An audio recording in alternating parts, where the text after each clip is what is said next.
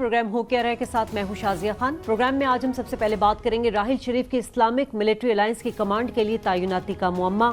क्या जनरल राहिल शरीफ को Islamic military command के लिए एतमाद में लिया गया था?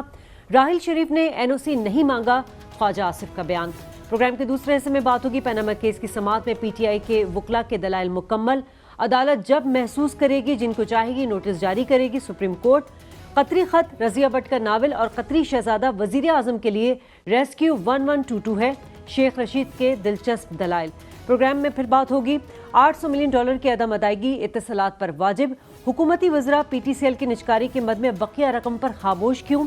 अरबी शहजादों की दोस्ती के पीछे क्या राज छुपा है? प्रोग्राम के आखिरी हिस्से में हम बात करेंगे खाद की सब्सिडी का खात्मा, किसान बरादरी पर एटम बम के मुतरादिफ है। हुकूमती नोटिस के बाद किसान बरादरी सरापा एहतजाज।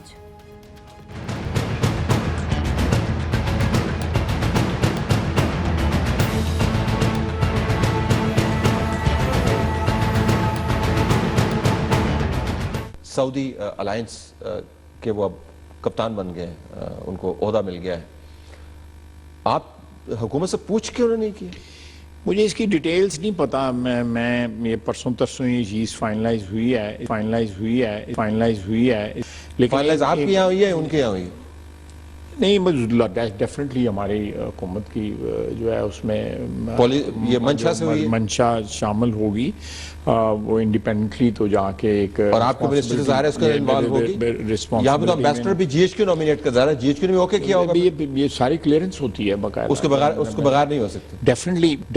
डेफिनेटली किस शेप में या किस टेनर क्या है उस सारी चीज़ का ये सिलसिला चल रहा था। आपको जी नाज़रीन, ये खबर जो ज़बान ज़द-ए-आम है, जिस पर बहुत तनकीद भी की जा रही है कि साबिक आर्मी चीफ जनरल राहिल शरीफ जो है वो 39 मुल्क के इत्तेहाद की सरबराही करने जा रहे हैं। आपने देखा शॉर्ट में कि इस खबर की तस्दीक जो है वो ख्वाजा आसिफ ने अपने एक टॉक शो में भी की और कि ये फैसला हुकूमत को एतमाद में लेने के बाद किया गया है। लेकिन आज ही हमने देखा कि ख्वाजा आसिफ ने जो वज़ीर दिफा हैं अपने ही स्टेटमेंट को कॉन्ट्रोवर्शियल बना दिया। इसकी क्या वजूहात है, इस पर बात करेंगे। मेरे साथ मौजूद है अयाज अमीर, डॉक्टर फ़ारूक सलीम। अस्सलाम वालेकुम। अयाज साहब, क्या तबसरा करेंगे? ये जो हम पहले भी इस पर डिस्कस कर ये दो अल्फाज जो उन्होंने चलाए, फाइनलाइज यानी कि हतमी शक्ल इख्तियार कर चुका है। फाइनलाइज का यही मतलब होगा उर्दू में, और डेफिनेटली यानी कि यकीनी तौर पे। अब ये जनवरी 6 का इंटरव्यू है जिसमें वो कह रहे हैं कि यकीनी तौर पे और हतमी शक्ल इख्तियार कर चुकी है।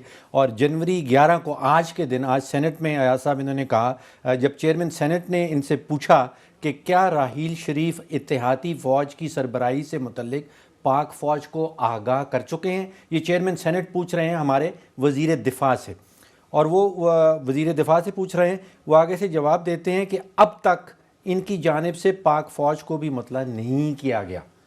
और पहले जैसे आपने कहा कि उन्होंने आते साथ कहा कि राहिल शरीफ ने एनओसी नहीं मांगा, यानी कि 6 दिन में ये वो जो कॉन्ट्रडिक्शंस हैं, तजादात हैं, उनकी पहाड़ियाँ बनती चली जा रही हैं। पहले 9 महीने वो पैनामा पेपर्स की हमने तजादात की पहाड़ियाँ बनाई, अब 6 दिन गुजर गए।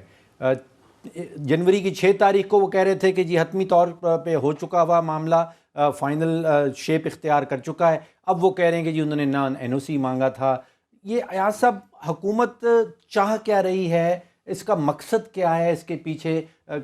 इधर तो वो खुद या तो मुकम्मल तौर पे कंफ्यूज्ड है, उनको पता नहीं कि क्या कहना है, 6 तारीख को क्या कहना है, 11 तारीख को फिर क्या कहना है, या अवाम को ट्रक की बत्ती के पीछे लगाए रखे हैं, और या फिर एक बड़े ही मकबूल जर्नैल जो थे उनकी साख को नुकसान पहुंचाने की कोशिश हो रही है। देखिए ना, ये तो इससे ज़्यादा गैर ज़िम्मेदाराना रवैया हो नहीं सकता। ये आप किसी आम आदमी की बात नहीं कर रहे, कोई ऐसे ही नहीं है, डिफेंस मिनिस्टर है, लेकिन इनका पूरा रिकॉर्ड है कि ऐसी बातें ये करते रहे हैं। कई मौक़े हैं जो इन्होंने ऐसे किए हैं, लेकिन ये तो इन्होंने, अगर ये जो बात शुरू की, जो बहस शुरू हुई, तो अच्छे भले एक आदमी को जिसका बड़ी एक साख थी उसको ख़राब करके रख दिया। ये 4-5 दिन में कितनी बहस और कितने हमने भी लिख दिया, और पता नहीं हमने भी तीर अपने वो तीर कमान में डाल के उड़ा दिए। लेकिन एक चीज़ मुझे समझ नहीं आ रही कि ये जब पहले चीज़ आई तो जनरल राहिल शरीफ की तरफ से उसी दिन اسی شام ایک بالکل 2 سطر کی 3 سطر کی بھی ضرورت نہیں تھی کہ یہ بے بنیاد من گھڑت بات ہے، اور میں حیران ہوں کہ ایسی چیز ایک ذمہ وار آدمی کیسے کہہ سکتا ہے۔ کچھ دال میں کالا ہے، 6 دن مل گئے نا، اب 6 تاریخ کو ایک بیان آیا اور 11 تاریخ کو اس کی تردید آتی ہے، تو راحیل شریف صاحب کے پاس 5-6 دن تھے۔ آج صرف پبلک ریئیکشن کا بھی انتظار کیا جا سکتا ہے۔ آج صرف ان کا خواجہ آصف کا نہیں ہے، سرتاج عزیز صاحب کا سینٹ میں ہے کہ کیونکہ کوئی فارمل آفر سعودی عرب سے آئی نہیں ہے تو میں اس پہ تبصرہ نہیں کرنا چاہتا۔ تو یہ حکومت جو ہے جو آج یہ موقف اختیار کر رہی ہے، 5 دن پہلے اس کا موقف دوسرا کیوں تھا؟ فائنلائز، کیونکہ یہ جب آپ Definitely. جو آپ نے دکھایا ہے فائنلائز ڈیفینیٹلی یہ کہہ رہے ہیں۔ اگر آپ ان کی وہ متن دیکھیں، نہیں دیکھیے ڈیفنس منسٹر ہیں آپ، کیا یہ مطلب آپ نیند میں بول رہے ہیں، اندھیرے میں آپ بول رہے ہیں، آپ کیا کر رہے ہیں؟ آپ انٹرویو دے کے آپ وہ یہ ساری بات کرتے ہیں۔ 5 دن جو آج آپ کہہ رہے ہیں، آپ نے پہلے دن کیوں نہیں کہا؟ تردید کیوں نہیں آئی جنرل راحیل شریف صاحب کی طرف سے؟ میں بھی اس پہ حیران ہوں۔ دیکھیں نا، آپ کی یہ صرف ایک 39 یا 40 یا 45 وہ جو الائنس ہے، جو کہ نہ جس کا وجود ہے، نہ سر ہے، نہ پیر ہے، نہ کاغذ پہ ہے، پر چلے وہ ہے ایک 39-40 ملکی اتحاد، فوجی اتحاد، اس کی بات ہو رہی ہے، آپ کا نام منسوب کیا جا رہا ہے، آپ کو اس کا سربراہ بنا رہے ہیں۔ آپ پتہ ہے کہ یہ سیدھی سادی بات نہیں ہے، متنازع بات ہے، کیونکہ اس میں سعودی عرب کا رول ہے، اور وہاں پہ کوئی وہ امہ کی قیادت نہیں وہ کرنے جا رہے۔ وہ مشرق وسطیٰ میں 2 الائنسز ہیں، ایک ایران ہیڈ کر رہا ہے اور ایک سعودی عرب کر رہا ہے۔ سر، یہ بھی ہو سکتا ہے کہ یہ میڈیا جو نتیجہ اخذ کر رہا ہے یہ ایسا نہیں ہو، مطلب ان کو ہو سکتا ہے آفر ہوئی ہے لیکن انہوں نے کوئی کنسیڈر نہیں کیا ہو، یہ بھی ممکن ہے۔ نہیں دیکھیے، اگر ایسے ہے تو ان کو پہلے دن وضاحت کر دینے چاہیے تھے نا، 5 دن میں ایک وضاحت آ رہی ہے جنرل امجد شعیب صاحب کی طرف سے۔ ہاں جی، وہ یہ کہہ رہے ہیں کہ 3 شرائط راحیل شریف صاحب نے لگائی ہیں ایکسیپٹنس کے پہلے۔ پہلی شرط یہ ہے کہ ایران کو بھی اس اتحاد کے اندر شامل کیا جائے۔ دوسری شرط یہ ہے کہ وہ جنرل راحیل شریف صاحب کسی اور کی کمانڈ کے نیچے کام نہیں کریں گے، اور اسی طرح ایک اور اگر کوئی تنازع ہوا تو وہ ثالث وہ جنرل امجد شعیب جو ہیں کوئی نئے سویلین ISPR کے سربراہ ہو گئے ہیں، وہ کوئی ان کے راحیل شریف صاحب کی پبلسٹی ونگ کے کوئی نامزد کردہ ہو گئے ہیں کہ وہ ان کے اسپوکسمن بنا دیے گئے ہیں۔ کون؟ دیکھیے نا، یہ کوئی ہوا میں باتیں ایسے ہونی نہیں چاہیے۔ مطلب سارا کا سارا بوجھ آپ صرف ڈیفنس منسٹر کے اوپر نہیں ڈال سکتے، کیونکہ تردید نہیں آئی 5 یا 6 دن کے دوران راحیل شریف لیکن صاحب کی حکومت نے طرف اپنی سے۔ پوزیشن آج کلیئر کر دی ہے اس اسٹیٹمنٹ کے بعد، ہو سکتا ہے دیکھیے حکومت شاہ بات یہ ہے کہ ڈیفنس منسٹر وہ یہ نہیں کہہ رہا کہ پروپوزل ہے ہم اس پہ غور کر رہے ہیں، وہ کہہ رہے ہیں کہ فائنلائز ہو گئی ہے چیز۔ ان سے پوچھا گیا کہ GHQ کی اس میں، وہ کہتے ہیں ہاں وہ تو پروسیجر ہے، سیٹ پروسیجر ہے، وہ یہ نہیں کہہ رہے کہ وہ GHQ نے کر دیا، پر کہہ رہے کیونکہ فائنلائز ہو گئی ہے تو GHQ کی اپروول کے آشیرواد کے بغیر یہ ایسا ہو نہیں سکتا، تو وہ مانی اس کا وہ یہ دے رہے ہیں کہ ضرور لی گئی ہوگی۔ پر ایسے لوز باتیں ایک وزیر دفاع کو، ایک کسی ریسپانسبل منسٹر کو ایسی باتیں کرنی نہیں چاہیے۔ 20 کروڑ پاکستانیوں کے یہ وزیر دفاع ہیں، 8.5 لاکھ مربع اسکوائر کلومیٹر پاکستان کا ایریا دفاع میں کرنا ہے۔ دنیا کی واحد اسلامی طاقت جو ایٹم بم سے، اس کے ڈیفنس منسٹر ہیں۔ دنیا کی 6ویں یا 7ویں 8ویں بڑی فوج ہے، اس کے یہ ڈیفنس منسٹر ہیں، اور ایسی باتیں کر رہے ہیں، اور ٹیلی ویژن ٹاک شو پہ کر رہے ہیں، اور کہہ رہے ہیں ایسے کر رہے ہیں اور ایسے کر اچھا، رہے ہیں۔ نتیجہ کیا نکلا اس میں؟ سب ساکھ کو نقصان پہنچا جنرل راحیل شریف صاحب، ادارے کو شاید کسی حد تک نقصان پہنچا۔ ادارے کو نہیں، دیکھیے نا یہاں پہ تھے پہنچے، وہ جو آپ نے جو 2-3 کہا تھا کہ یہ بھی ہو سکتا ہے، یہ بھی جو آخر میں آپ نے کہا تھا کہ یہ ان کی ساکھ کو نقصان پہنچانے کا نہیں ہے، مجھے تو لگتا ہے یہ چلاکی ہو رہی ہے، اور وہ پرانا حساب جو ہے जनरल राहील शरीफ से चुकाया जा रहा है। اب تو ریٹائر ہو چکے ہیں, اب کیا فرق پڑتا ہے, ان کی ساکھ کو اگر ٹھیک ہے، کمزور بھی کر دیں تو. بڑے بڑے زخم ان کو لگے ہوئے ہیں جنرل راحیل شریف کی ذات اور ان کی کمان کی وجہ سے. تو بدلہ اتارا جائے. اب جنرل مشرف کی ٹرائل سے لے کے ان کو A F armed forces institute of cardiology میں ڈالنے سے وہ جو پھر جنگ چھڑ گئی تھی جب وزیر ہمارے جو محترم وزیر اطلاعات تھے جنہوں نے کہا تھا کہ وہ ہم غلیل والوں کے ساتھ نہیں ہوں گے, دلیل والوں کے ساتھ ہوں گے, وہ ایک پورا لمبی کہانی ہے جس میں ان کے زخم جو ہیں اس حکومت کے اور وزراء میں جو پیش تھے, جو مختلف مارکے ہوئے جس میں جنرل راحیل شریف دوسری طرف تھے, 2 وزیر تھے, ایک جنرل یہ خواجہ آصف تھے, ایک ہمارے مرحوم وزیر اطلاعات تھے. تو یہ تو جو آپ کی وہ بات ہے کہ بالکل حساب چکایا جا رہا ہے کہ اچھا بہت اونچے تھے تو یہ دیکھو ہم کیا لیکن سر ان کی خاموشی ایک طرف, لیکن وزیر دفاع کی ساکھ بھی تو متاثر ہو رہی ہے, حکومت کی ساکھ بھی تو متاثر ہو رہی ہے ایک طرف. نہ ان کی ساکھ کیا متاثر ہوگی, ان کے پتہ نہیں کتنے آپ بیان, ان کی ساکھ پہ کوئی اثر نہیں پڑتا وزیر دفاع کی. ان کا اب میں کیا کہوں کہ صاحب ہم یہاں بیٹھے کہہ رہے ہیں نا کہ وہ یو ٹرن لے رہے ہیں, پہلے کچھ کہا, کچھ ساکھ پہ کچھ اثر تو آتا ہے. کچھ ان کی ساکھ پہ کچھ اثر نہیں آتا. ان کا وزارت دفاع کا وزیر بننا ایسا ہی ہے جیسے آپ مجھے یا کسی اور کو لگا دیں. یہ پتہ نہیں ان کو کیوں وہاں پہ رکھا ہوا ہے, ان کی بات تو وہاں پہ کوئی چلتی نہیں ہے, ان کی بات تو وہاں پہ مانی نہیں جاتی.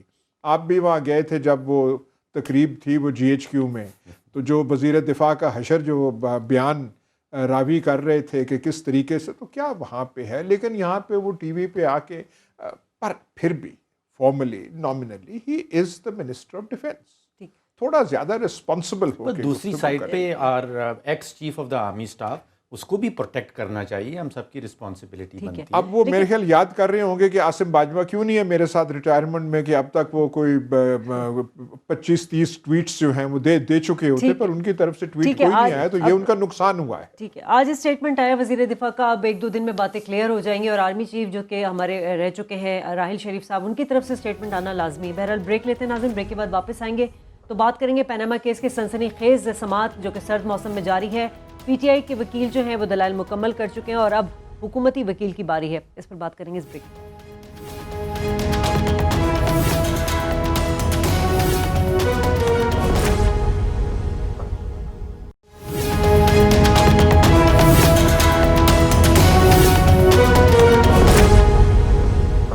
پروگرام میں ایک بار پھر خوش آمدید ناظرین, اور پیناما کیس کے حوالے سے بات کریں. اس کی سماعت ہوئی, PTI کے وکیل نے اپنے دلائل مکمل کر لیے ہیں. جو ثبوت اور دستاویزات فراہم کیا, عدالت اس سے کتنی مطمئن ہوتی ہے اور کیا اس کی روشنی میں عدالت کیا فیصلہ دے گی, تو قبل از وقت ہے. ڈاکٹر صاحب, PTI دلائل مکمل کر چکی ہے, ان کے وکیل, اب کل سے حکومتی وکلا کون سا تیر لے کے میدان میں اتریں گے؟ دیکھیے دلائل تینوں نے مکمل کر لی. آج نعیم بخاری صاحب نے بھی, شیخ رشید صاحب نے بھی, اور توفیق آصف صاحب جو جماعت اسلامی کے وکیل ہیں انہوں نے بھی. ایاز صاحب, نعیم بخاری صاحب کی تو وہ ملکیت کی تاریخ اور کفالت کا, مریم نواز صاحبہ کی کفالت کے حوالے سے, یہ 3 مین پوائنٹ تھے ان کے جو کنکلوژنز میں. شیخ رشید صاحب نے بڑی دلچسپ قسم کی باتیں کی. وہ کہتے ہیں کہ عدالت کو تو سب کچھ معلوم ہے, ہم صرف یہاں ہیں ان کی مدد کرنے کے لیے. پھر انہوں نے کہا کہ قطری خط رضیہ بٹ کا ناول لگتا ہے, اور قطری شہزادہ انہوں نے کہا کہ شاید وزیر اعظم صاحب کے لیے ریسکیو 112 ہے, اور مین آف دا میچ بھی انہوں نے قطری شہزادے کو ٹھہرا دیا.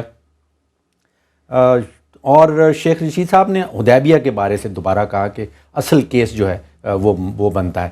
اب وہ باتیں سب ریپیٹ ہی ہو رہی ہیں. اب جیسے شاذی نے کہا کہ اصل معاملہ یہ ہوگا کہ جب دوسرے لائر وزیر اعظم صاحب کے وکیل جو ہیں وہ سامنے آئیں گے. آج وارم اپ سیشن تھا, انہوں نے کچھ تھوڑی بہت باتیں کی. آج ایک جو جملہ مجھے یاد رہ گیا, انہوں نے کہا کہ پرائم منسٹر صاحب کا تو کہیں نام ہی نہیں, تو میں کیا کروں, مطلب میرا تو اب کوئی کام نہیں رہ جاتا. دیکھیے اب سوچنا یہ ہوگا کہ جو پہلے سٹانس لیا گیا تھا پہلے بینچ کے انڈر کہ ہمارے پاس تو پرچیوں میں سب کام ہوتا تھا, ہمارا لائن آف ڈیفینس یہ قطری خط ہے اور وہ پرچیاں ہیں جن کے اوپر یہ کام ہوتا تھا. اب اسی سٹانس کو لے کے نئے والے وکیل جو ہیں وہ بڑھتے ہیں, یا اس سٹانس کے کچھ اور اس کے مخالف جاتے ہیں اور کوئی نئی چیزیں سامنے لے کے آتے ہیں. اچھا، آج نعیم بخاری صاحب کو کہا گیا کہ آپ کا شکریہ، آپ نے دلائل مکمل کیے اور آپ سے ہمیں بڑی معاونت ملی ہے. کچھ دن پہلے وہ کہہ رہے تھے آپ روسٹرم سے جا نہیں سکتے جب تک آپ ہمیں سیٹسفائی نہیں کریں گے. نہیں وہ ایسے ہی ہوتا ہے کہ وہ شریفانہ طریقہ یہی ہوتا ہے کہ آپ نے ہماری بڑی معاونت کی ہے. پر یہ دیکھ لیں، یہ لٹریچر میں بھی ہے اور یہ قانون میں بھی ہے اور عدالت میں بھی ہے کہ تمام کی تمام آرگیومنٹس نعیم بخاری کی ایک طرف اور شیخ رشید کے جو 2 جملے ہیں، کسی کو اس کیس کے بارے میں یاد رہیں گے تو وہ یہ بات یاد رہے گی کہ یہ رضیہ بٹ کی ایک ناول، یہ رضیہ بٹ بائی دا وے ان کا بڑا فیوریٹ یہ ایک ہے شیخ صاحب کا وہ ایسے رضیہ بٹ، وہ 1-2 اور ایسے نام ہیں جو بہت کرتے ہیں. پر یہ جو انہوں نے کہا کہ قطری شہزادہ ان کے لیے ریسکیو 1122 ہے اور وہ کمرہ عدالت پورا سارا کا سارا ہنس پڑا، تو یہ لوگوں کو یہ یاد رہے گا. اور انہوں نے اس میں وہ بالکل بند کر دی. اور جو ان کی ایک بات جو بڑی معنی خیز ہے کہ آپ سب کچھ جانتے ہیں، ہم صرف آپ کی معاونت کرنے آئے. اور ہم بھی یہاں کہتے ہیں کہ یہ سامنے کھلا ہوا چیز ہے، اس سے آپ کیا مطلب لیتے ہیں نہیں لیتے وہ آپ پہ منحصر ہے، جو آپ کے مزاج میں، جی میں، سمجھ میں، تشریح میں، نظر میں، نگاہ میں جو بھی آئے وہ آپ کریں. پر وہ کہے گے کہ آپ جانتے ہیں. اب سارے لوگ جو ہیں ایسے، اب وہ آرگیومنٹس جو ہوں گی ان کے وکلاء کی کہ نہیں ہے، نام نہیں ہے، فلانا نہیں ہے، وہ بھی کوئی نئی چیز نہیں لے سکیں گے. جیسے ہم نے کل بھی کہا کہ جو کچھ اس کیس میں ہے وہ سامنے آ چکا ہے، وہ صرف دہرائی جا رہی ہیں باتیں. پر دیکھتے ہیں کل ان کے جو نئے وکلاء کی ٹیم ہے وہ کیا الزامات لگ گئے. ایک طرف سے عدالت کو فائنلی مطمئن کس نے کرنا ہے؟ یہ وزیر اعظم کے خاندان کے جو وکلاء ہیں، کیا وہ شفافیت لے کے آئیں گے، وہ سارا ریکارڈ سامنے رکھ دیں گے کہ جی یہ منی ٹریل ہے؟ کیا ان کے مفاد میں ہے کہ شفافیت کو سامنے لے کے آئیں، یا ان کے مفاد میں ہے کہ اس کو مزید کنفیوز کیا جائے؟ وہ شفافیت اس قسم کی تو وہ لا نہیں سکتے. ان کا تو یہ ہے کہ بس جیسے ہے بس ویسے رہے. پر 2-3 سوال تو اٹھے ہیں نا یہاں پہ کہ 2005-6 سے پہلے ملکیت کس کی تھی؟ یہاں سب میں یہ نہیں سمجھ پایا ہوں. ہم یہ کیوں کہتے ہیں کہ اس سے پہلے ملکیت کس کی تھی؟ 2006 میں تو ان کی ملکیت تھی. 6 میں تھی. اس کے پیسے کہاں سے آئے؟ پہلے کیوں جانا؟ 2006 کی بات کر لیں، مان جائیں ان کی بات کہ 2006 سے پہلے ملکیت ان کی نہیں تھی. ہم مان جاتے ہیں 2006 میں ان کی ملکیت تھی. دیکھیں نا اس کا منی ٹریل بتا کے لیے 2006 کی ملکیت کے لیے انہوں نے ایک کہانی پیش کی ہے. وہ تو قطری ہے. بوساطت جناب جو ہز رائل ہائنس ہیں، بوساطت انہوں نے ایک پیش کی ہے. 2006 سے پہلے تو کہانی بھی نہیں ہے. دیکھیں نا، یہ آپ کہانی مانتے ہیں یا نہیں مانتے، یا رضیہ بٹ کے ناول کا ایک آپ کیریکٹر سمجھتے ہیں، یہ تو آپ پہ منحصر ہے. لیکن 2005-6 سے پہلے تو وہ انکاری ہیں، ہر چیز کے انکاری ہیں. وہ کہتے ہیں نہ ہم مالک ہیں، نہ ہم کچھ ہیں. حسین نواز کیوں رہ رہے تھے؟ کرائے پہ رہ رہے تھے، تعلیم کے لیے رہ رہے تھے، اس کے لیے متضاد ان کی ہیں. پر کوئی حتمی ابھی تک دلیل یا موقف 2005-6 سے پہلے کوئی نہیں ہے. 2006 کے بعد والا بھی نہیں ہے. وہ رضیہ بٹ کے ناول کا وہ جو ہے تکیہ اس پہ کر رہے ہیں. اب یہ کورٹ مانتی ہے نہیں مانتی وہ اور بات ہے. لیکن ایک ایکسپلینیشن، اگر پاناما کیس کا جو بھی فیصلہ آتا ہے، میرا سوال یہ ہے کہ اس سے ہم نے سیکھا کیا ہے؟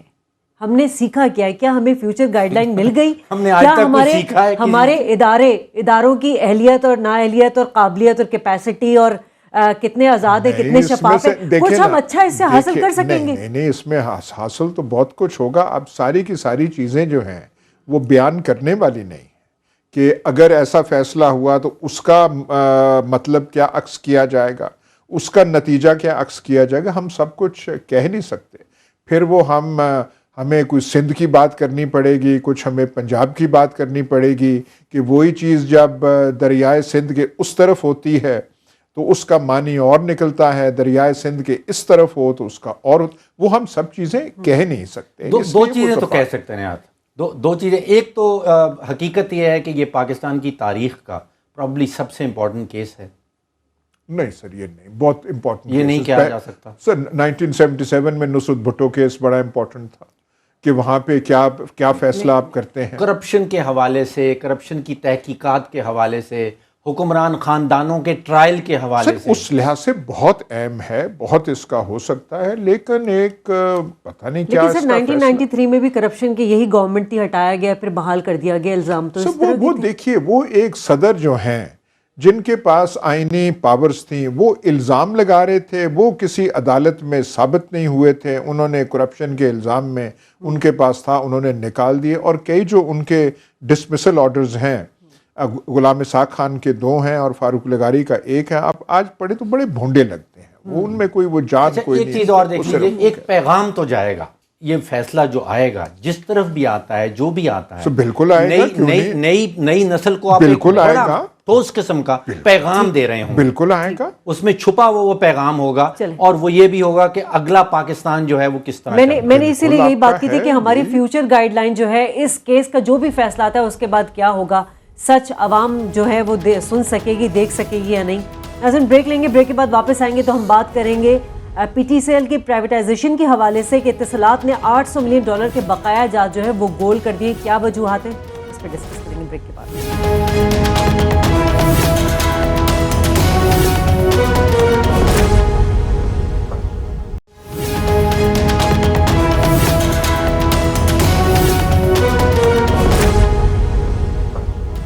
ویلکم بیک ناظرین۔ پی ٹی سی ایل ادارہ، ریاستی ادارہ جس کو پرائیویٹائز کر دیا گیا تھا، اتصالات کو بیچ دیا گیا تھا، اور 2006 سے اب تک جو اس وقت عدم ادائیگی تھی وہ $800 ملین کی تھی۔ کیا وجوہات رہیں کہ بقایا جات اب تک واپس نہیں ہوئے، اس پر بات کریں گے، لیکن پہلے آپ کو ایک رپورٹ دکھاتے ہیں۔ 2006 مشرف دور میں نجکاری کے عمل کے دوران P T C L company کے 26% شیئرز $2.6 بلین میں اتصالات کو فروخت کر دیے جاتے ہیں۔ $2.6 بلین کی ادائیگی کے وقت اتصالات کل رقم میں سے $800 ملین کی رقم روک لیتا ہے۔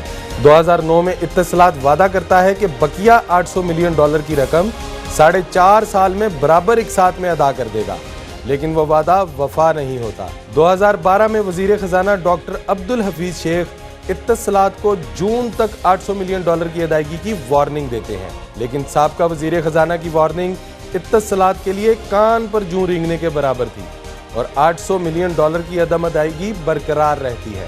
2016 میں اسی عدم ادائیگی کو سینٹ کی اسٹینڈنگ کمیٹی کی میٹنگ میں زیر بحث لایا جاتا ہے، اور حکومت کو اتنی بڑی رقم کی وصولی باور کروائی جاتی ہے۔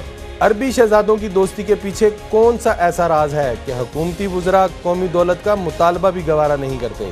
10 سال سے اتصالات کے پاس پی ٹی سی ایل کے بقیہ $800 ملین اب 2 گنا زیادہ کی حیثیت رکھتے ہیں۔ حکمرانوں کی عربی شہزادوں سے دوستی کے بدلے عوام کا $800 ملین گزشتہ 10 سال سے عدم ادائیگی کا شکار کیوں ہے؟ آخر ہو کیا رہا ہے؟ جی ناظرین، عوام کا $800 ملین جو ہے وہ اب تک جیسے کہ بتایا گیا کہ 2 گنا بڑھ چکا ہے، واپس نہیں کیا گیا۔ ڈاکٹر صاحب اتنی بڑی رقم، ہم بہت امیر ہیں، ہمیں کسی چیز کی ضرورت نہیں۔ جاؤ دیکھیے شازیہ، یہ سوال میرے ذہن میں آ رہا تھا کہ یہ دوستی جو ہے عربی شہزادوں کی اور پاکستانی حکمران خاندانوں کے درمیان، اب اس دوران دیکھیے مشرف صاحب کا بھی دور آیا، پیپلز پارٹی کا بھی دور آیا، اور اب این علی کا دور چل رہا ہے، کوئی بھی ان سے پیسے واپس مانگنے کو تیار نہیں ہے۔ اس کے پیچھے کیا ہے؟ اس میں فائدہ ایاز صاحب کس کا ہو رہا ہے، اس میں نقصان کس کا ہو رہا ہے؟ لاسٹ ٹائم میں نے 2016 میں جو اسٹینڈنگ کمیٹی ہے انفارمیشن ٹیکنالوجی کی، وہاں پہ ایک سینیٹر صاحب پی ٹی آئی کی جو ہے انہوں نے آواز اٹھائی تھی، لیکن بنتا کچھ نہیں ہے۔ اب جیسے کہا کہ یہ $800 ملین تو اب تک ڈبل ہو چکا ہوگا، اس کو 10 سال گزر گئے ہیں اور ہمارا کوئی حکومتی ادارہ اس کو آواز نہیں اٹھا رہا کہ واپس لائے۔ ٹھیک ہے، senator Shibli Faraz P T I رہنما ہمارے ساتھ موجود ہیں، انہوں نے بھی اسٹینڈنگ کمیٹی میں آواز اٹھائی تھی۔ شبلی فراز صاحب، کیا وجہ ہے اتنی حکومتیں آئی اور گئی، یہ $800 ملین جو ہے وہ عوام کے وہ چلے گئے ہیں، کیا ان کا انٹرسٹ کیا رہا اتنی گورنمنٹس کا اب تک؟ شکریہ شازیہ۔ بات یہ ہے کہ ہم نے یہ 2015 کے اینڈ میں یہ بات اٹھائی تھی، یہ پہلا دفعہ میں نے اس کو سینٹ میں اٹھایا تھا، لیکن ہم نے مختلف منسٹرز کو بھی بلایا، پرائیویٹائزیشن منسٹر کو بھی بلایا، ٹیلی کمیونیکیشن اتھارٹی کے لوگوں کو بھی بلایا، لیکن لگتا یہی ہے کہ اس میں گورنمنٹ کوئی انٹرسٹ نہیں لے رہی، اور یہ انٹرسٹ جو ہے وہ لگتا یہ ہے کہ وہ زیادہ اپنے ताल्लुकात ख़राब नहीं करना चाहते। ये बड़ी अजीब सी बात सुनने वालों को लग रही होगी कि हमारे पैसे हैं, हमारे मुल्क के पैसे हैं, और वो मांगते हुए हमें शर्म आ रही है। तो वो प्रॉपर्टीज़ का एक इशू था जिसकी वजह से वो उन्होंने इसको एक रीज़न बनाया कि ये प्रॉपर्टीज़ हमारे नाम पे ट्रांसफ़र नहीं हुई। वो प्रॉपर्टी में भी उसमें 85% प्रॉपर्टीज़ जो है तो उनके नाम पे ट्रांसफ़र हो गई हैं, और हमने यहाँ तक सजेस्ट किया था कि जो पैसे प्रॉपर्टी के बनते हैं, जो कि म्यूचुअली उसको इवेल्युएट भी करा लिया गया, तो वो पैसा डेबिट करके और हमें दे दें। और जिस तरह फरूख सलीम साहब ने बिल्कुल दुरुस्त कहा कि ये 800 मिलियन अब 800 मिलियन नहीं है, ये तकरीबन कोई 1.5 बिलियन बन चुके हैं। और दूसरी साइड पे हम 500 मिलियन डॉलर के हम सुकूक और बाकी कर्जे ले रहे हैं। तो एक ऐसी मुल्क जो कि गरीब मुल्क हो, जो कि हर रोज कर्जे मांग रहा है और उसको किसी ने देने हैं 800 मिलियन डॉलर प्लस, और वो उसके लिए कुछ भी नहीं कर रहे, बिकॉज उसकी वजह यह है फरूख साहब के यहाँ के जो हुक्मरान हैं वो अपने जो उनकी सेफ हेवन्स हैं, जो कि पॉलिटिकल सेफ हेवन्स हैं, जो उनकी फाइनेंशियल सेफ हेवन्स हैं, उनके लीडरान के साथ ये अपने ज़ाती ताल्लुकात बनाना चाहते हैं, न कि मुल्की लेवल डील करते हैं। तो ये उसकी एक क्लासिक एग्जांपल है। और न ये इन्होंने कुछ एफर्ट किया है। जुबैर साहब आए थे, कि हमने बड़ी स्ट्रॉन्ग। शबली साहब ये फरमाइए कि ये किसकी जिम्मेवारी बनती है, किस वजारत की, किस वजीर की? ये प्राइवेटाइज हुआ था, निजकारी का अमल गुजरा था, तो प्राइवेटाइजेशन कमीशन आता है, इसमें वजारत खजाना आती है, कोई और भी वजीर आता है? नहीं जी, इसमें दोनों, ये फाइनेंस मिनिस्ट्री और प्राइवेटाइजेशन मिनिस्ट्री, बिकॉज इसको एग्जीक्यूट और इसको जिस पूरे कॉन्ट्रैक्ट को प्राइवेटाइजेशन कमीशन ने किया था। और मैंने तो यहाँ तक कहा था कि अगर वो सेक्रेटरी, वो लोग जिन्होंने कि इस बिल को, इस कॉन्ट्रैक्ट को वेट किया था, वो लॉ फर्म्स, वो सेक्रेटरी, वो लोग जो जिम्मेदार थे, अगर वो मर चुके हैं तो उनको कब्रों में से निकाल के लाया जाए कि वो ये कौम की उसका जिस तरीके से इस कॉन्ट्रैक्ट को लिखा गया, जिस तरह से इसको डील किया गया, तो उनको सजावार ठहराना चाहिए। लेकिन आपको पता है कि हम बातें करते हैं, लेकिन बदकिस्मती से उस पर अमल होता नहीं है। आपके इल्म में है कि जो जिम्मेवार वजारतें हैं उन्होंने कोई खत लिखा हो, कोई कम्युनिकेशन की हो अबू धाबी के साथ कि ये हमारे पैसे वापस किए जाएं, सूद के साथ वापस किए जाएं? बिल्कुल, हमने उनसे पूरी कॉरेस्पॉन्डेंस मंगवाई है कि हमने कहा आप हमें राइटिंग में बताएं, वो खत, वो कॉरेस्पॉन्डेंस शेयर करें हमारे साथ, जो कि आपने इस सब्जेक्ट पे इस मुतल्लिक हुकूमत से किया है। उन्होंने 4 लेटर्स हमें दिखाए, जो कि मुख्तलिफ, जब कोई प्रेशर पड़ता था तो वो लेटर लिखते थे, लेकिन जवाब नदारत। तो कैंसिल कर दें उनकी प्राइवेटाइजेशन। जो सेकंड बिडर था, मुझे याद है कि ये तो बिडिंग प्रोसेस से गुजरा था और इसमें 1 से ज्यादा लोगों ने इंटरेस्ट शो किया था। बिल्कुल, आप ठीक कह रहे हैं। उसमें इन्होंने हमें आर्गूमेंट ये दिया कि ये उस वक्त के हिसाब से ये इनकी चूंकि हाईएस्ट बिड थी और ये भी भागने वाले थे, तो इसलिए हमने इनको एक किस्म का हम कहें कि फंसा लिया। तो वो फंसाया तो क्या इन्होंने, वो हम फंस गए। ठीक है, बहुत बहुत शुक्रिया शिबली फराज साहब आपका। देखिए, 800 मिलियन डॉलर 10 साल गुजर गए और वो कह रहे हैं कि 4 ख़त उनकी नज़र से गुजरे हैं, कि वजारतों ने 4 ख़त अबू धाबी को भेजे थे। तो मामला तो अयाज साहब यहाँ पे ज़ाती मुफादात हैं इनके उन ममालिक में, और कौमी मुफादात जो हैं वो मोहब्बत और प्यार का कोई रिश्ता नहीं है अरबी शहजादों का हमारे साथ या हमारे हुक्मरान ख़ानदान के साथ। रिश्ता तो वो प्यार से, वो तो रिश्ता तो पैसे का लग रहा है ज़्यादातर। नहीं, पर हम वो यहाँ बयान भी कर रहे हैं, इकरार भी कर रहे हैं, मान रहे हैं कि असल मसला क्या है। हमें वो नहीं हिम्मत के उस अंदाज से हम मांग सकें, उस अंदाज से हम इंसिस्ट कर सकें कि आप वापस दें। आखिर PTCL के एहसासात जो हैं वो किसी समुद्र में तो नहीं है, वो पाकिस्तान में है। पाकिस्तान में है तो आप यहाँ पे एक्शन ले सकते हैं, लेकिन जो हमारी कमज़ोरियाँ हैं वो बस सामने आती हैं, वो आड़े आती हैं, वो हम कर नहीं सकते। ये हमारी एक कमज़ोरी का एक अक्कासी है। इसका मतलब है कि कोई कानून साजी होनी चाहिए कि हमारे लीडरान जो हैं, जो सरकारी ओहदों पे बैठते हैं, उनकी सरमायाकारी दूसरे मुल्कों में नहीं होनी चाहिए, उनके मफादात किसी और मुल्क में नहीं होने चाहिए। है ये तो आपका नॉमिनल दारुल खिलाफा है इस्लामाबाद, असल दारुल खिलाफा तो आपका दुबई बन चुका है। यहाँ पे तो आपके जब सारे, हमारा कितना पैसा पाकिस्तान का, पाकिस्तानियों का वहाँ पे पार्क्ड है, इन्वेस्टमेंट वहाँ पे है। जो यहाँ के हुक्म, जो अच्छे अच्छे ओहदों पे लोग हैं, सब जानते हैं وہ آپ دبئی جائیں تو آپ کو ٹیکسی ڈرائیور پاکستانی بتا دے گا فلانا ٹاور اس کا ہے، فلانا ٹاور اس کا ہے. یہ تھوڑی سی جب انہیں نزلہ بخار ہوتا ہے کہاں بھاگ کے جاتے ہیں؟ دبئی جاتے ہیں. جب کوئی فوج کے خلاف تقریر کرتے ہیں اور پھر خیال ہوتا ہے کہ یہ ہو گیا، کہاں جاتے ہیں؟ وہاں پہ ہوتے ہیں. تو یہ ہماری کمزوریاں ہیں. اور تین حکومتیں گزری ہیں، تینوں حکومتوں میں ہم نے نہیں دیکھا کہ کسی نے فورسفلی بات کی ہو، کسی نے کہا ہو کہ بھئی ہمارے پیسے ہمیں واپس کرو، ہمارے غریب عوام کے پیسے. شازیہ فورسفلی بات کریں گے والی بات تو پھر صحیح ہے نا. سارے وہ جو ہیں ہم یہ سردیوں میں جو پرمٹ دیتے ہیں اس بیچارہ وہ جو ایک جانور ہے ہوبارہ بسٹرڈ، وہ ہم کیوں دیتے ہیں؟ اچھا پھر یہ ابھی ایک سعودی عرب کے ایک آئے ہیں شہزادے جو ہیں بڑے ہائی رینکنگ ہیں، وہ کر رہے ہیں. اب دیکھیں نا شرم آتی ہے ایسی چیز کر کے کہ انہیں بڑا پروٹوکول مل رہا ہے. آدھی حکومت ان کے استقبال کے لیے وہاں پہ دل بندین میں جہاں پہ وہ لینڈ کیا ہے اور جہاں ان کو ایریا وہاں پہ پہنچے ہیں. اور پھر یہ بھی کہا جا رہا ہے کہ علاقے کے معززین نے درخواست کی ان سے کہ ہمارے علاقے میں کچھ پیسے آپ دے دیں. مطلب یہ آپ کون سی ذہنیت بنا رہے ہیں؟ ہم تو اچھا خاصا ملک ہے، آبادی ہے، وسائل ہیں. گئے گزرے ملک بھی اتنا نیچے نہیں گرتے جتنے ہم گرتے ہیں. ہمارے پاس اوپر سے ہم کہتے ہیں پتہ نہیں کس چیز کے قلعہ ہیں اور کس چیز کا میزائل ہے اور کس چیز کا ایٹم بم ہے، لیکن ہمارے رویے جو ہیں یہ ساری باتیں کہنے کی ہیں. اصل میں حقائق یہی ہے کہ ذاتی مفادات کو عوامی مفادات پر ترجیح دے دی جاتی ہے. بریک لیں گے ناظرین، بریک کے بعد واپس آئیں گے. تو ایک اور افسوس کی بات ہے کہ جو کسانوں کے لیے جو سہولیات دینی چاہیے تھی وہ حکومت نے نہیں دی. کھاد پر سبسڈی ختم کر دی ہے اور اس کی کیا وجوہات ہیں اور اب جو کسان برادری وہ سراپا احتجاج ہے، اس پر بات کریں گے بریک کے بعد.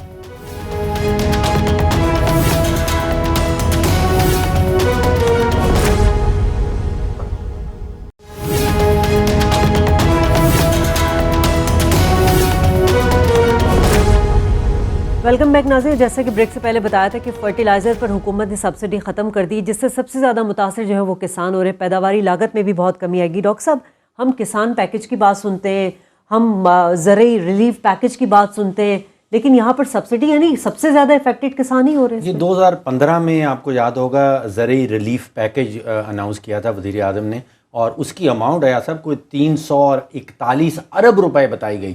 اس میں بجٹ میں اتنا پیسہ شاید نہیں تھا، لیکن اعلان اس کا کر دیا گیا تھا، اور اس میں کہا گیا تھا کہ سستی بجلی بھی ملے گی اور سود کے بغیر قرضہ جات دیے جائیں گے کسانوں کو، اور ود ہولڈنگ ٹیکس واپس کر لیا جائے گا. 390 روپے کی کھاد کے اوپر سبسڈی تھی، 156 روپے کیش کی اور 184 روپے جی ایس ٹی معاف کر دیں گے یا نہیں لیں گے، اور قیمت جو کھاد کی ملوں والوں نے کم کرنی تھی وہ 50 روپے تھی. تو 390 روپے کی یہ ٹوٹل سبسڈی ان کو بن رہی تھی. لیکن جنوری کی 9 تاریخ کو ایک نوٹیفیکیشن ایشو ہوا ہے، شام کو نوٹیفیکیشن ایشو کیا گیا ہے کہ وہ سب معاملہ جو ہے وہ کینسل کر لیا گیا، سبسڈی جو ہے وہ وڈرا کر لی گئی ہے. اب اس کا ایک امیڈیٹ افیکٹ تو یہ ہوگا کہ جو آپ کی کاسٹ آف پروڈکشن ہے وہ ایک دم بڑھ جائے گی. گنے کی کراپ آنے والی ہے، مکئی کی کراپ آئے گی، ان سب کی کاسٹ آف پروڈکشن جو ہے وہ بڑھ جائے گی، اور ہمارے کسان بھائی جو ہیں، کسان برادری جو ہے، ان کو مزید مشکلات کا سامنا کرنا پڑے گا.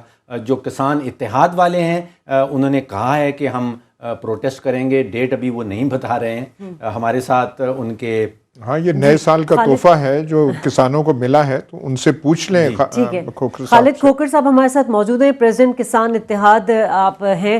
بہت شکریہ خالد صاحب. یہ فرمائیے گا کہ پہلے بھی ہماری آپ سے ہمیشہ بات ہوتی رہی ہے، حکومت کہتی کچھ ہے کرتی کچھ ہے. اب یہ جو سبسڈی ختم کی گئی ہے اس پر آپ لوگ پروٹیسٹ کرنے جا رہے ہیں؟ دیکھیں، جب انہوں نے 341 ارب اناؤنس کیا، کاشتکاروں کو صرف 25 ارب ملا. اب جو سبسڈی انہوں نے 30 جون 2017 تک دینی تھی، اس کو جنوری میں اوائل میں ہی ختم کر دیا گیا ہے. یہ میں یہ سمجھتا ہوں کہ اب اس سے ہماری پیداواری لاگت بڑھ جائے گی اور اجناس کا ریٹ پہلے ہی کم ہے. اس وقت کاشتکاروں کے جذبات کا میں لفظوں میں احاطہ کر کے آپ کو نہیں بتا سکتا کہ کاشتکار کے کیا حالات ہیں اس وقت اور اس سے کیا جذبات ہیں. آپ یقین کر لیں کہ وہ رو رہے ہیں جی بیٹھے ہوئے کہ ہمارے ساتھ یہ حکومت نے کیا ہے، اعلان کچھ کیا ہے، کر کچھ رہے ہیں. اسی طریقے سے جو ہمیں انٹرسٹ فری لون کا کہا گیا وہ کاشتکاروں کو لون بھی نہیں ملے، کوئی ریسرچ پہ پیسہ خرچ نہیں ہوا، مارکیٹنگ سسٹم بہتر نہیں ہوئی. اس وقت یعنی کہ کاشتکار زبوں حالی کا شکار ہے، بالکل انتہائی برے حالات ہیں اس کے کاشتکار کے. اگر اس کو خالد صاحب وہ سستی بجلی کا بھی وعدہ کیا گیا تھا، وہ آپ کو مل رہی ہے. ود ہولڈنگ ٹیکس کہا گیا تھا کہ وہ ختم کر دیا جائے گا. بجلی اناؤنس کی تھی جی فنانس منسٹر صاحب نے 5 روپے 35 پیسے, اور اس کے بعد کر یہ دیا گیا کہ دن کو 5 روپے 35 پیسے, رات کو 10 روپے 35 پیسے. ود ہولڈنگ ٹیکس بالکل ختم نہیں کیا گیا اس وقت تک, وہ وعدہ بھی پورا نہیں ہوا. اور اس وقت آپ یقین کر لیں کہ کاشتکار اب گنے کی فصل کاشت کرنی ہے, مکئی کی فصل کاشت کرنی ہے, گندم کو یوریا کھاد دینی ہے, مٹر کو کھاد دینی ہے, آگے فروری میں آ کے باقی گرمیوں کی سبزیاں کاشت کرنی ہے. یہ کھوکر صاحب انہوں نے کیوں کیا ہے, یہ اقدام کیوں لیا گیا ہے جب یہ بالکل واضح تھا کہ اس کا کیا امپیکٹ ہوگا؟ میں عرض کروں جی, جو میں دیکھ رہا ہوں کہ ان کی ترجیحات میں زراعت نہیں ہے. جب ان کی ترجیحات میں زراعت نہیں ہے تو میرے خیال میں پاکستان نہیں ہے. آج آپ یہ دیکھیں کہ پیداواری لاگت بڑھنے کی وجہ سے کیا ہوا کہ آپ کو خالص دودھ نہیں مل رہا. پیداواری لاگت بڑھنے سے پاک اور صاف سبزی نہیں مل رہی, گندے پانی سے سبزی پک کے آ رہی ہے. حکومت کی اس طرف توجہ نہیں ہے بالکل ہی. خالد صاحب 390 روپے فی بیگ کا معاملہ ہے, کیا کسان کے لیے یہ بہت بڑا معاملہ بن جاتا ہے؟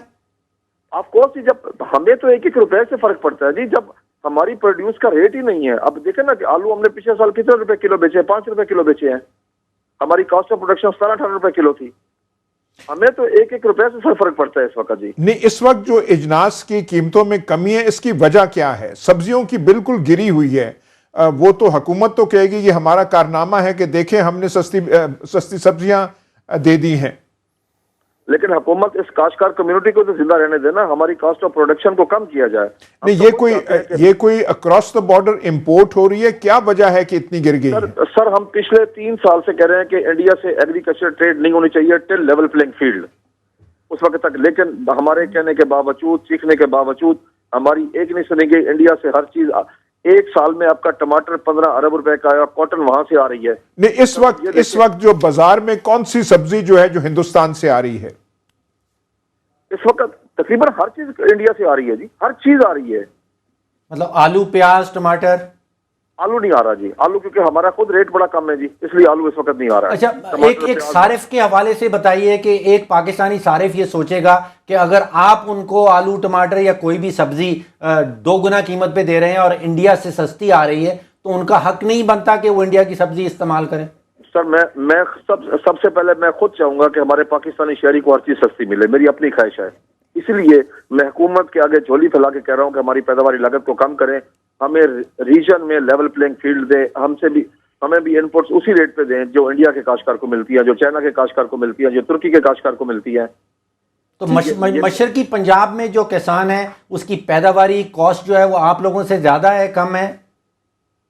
انڈیا میں تو بہت کم ہے جی, آپ خود دیکھیں جی, ان کا یوریا بجلی وہاں مفت ہے جی. یوریا کا ریٹ وہاں پہ ہمارے مقابلے میں کتنا ہے؟ جی ہمارا ریٹ ہے 1400 روپے, ان کا پاکستانی روپیز میں 425 روپے بنتا ہے جی ان کا. ٹھیک ہے, اب آپ کی آگے حکمت عملی کیا ہوگی اگر آپ لوگوں نے کوئی رابطہ کیا ہے حکومت سے اس حوالے سے؟